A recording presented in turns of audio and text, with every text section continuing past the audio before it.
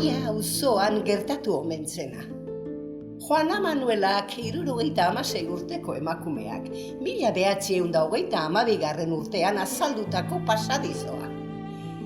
Gentilak Artajorrara etorri ohi ziren Aiarrea, eta behin Aiarrekoak Giskarra deitzen dioten soroan Artajorran ari ziela, emakumezko gentil bikaina hurbildu zitzaien bertara.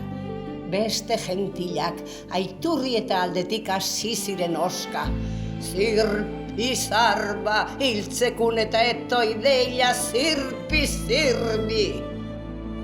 Hala, gaueko 11 inguruan joan zen emakumezko gentil hori, eta handio laugarren egun arte etzen gehiago etorri.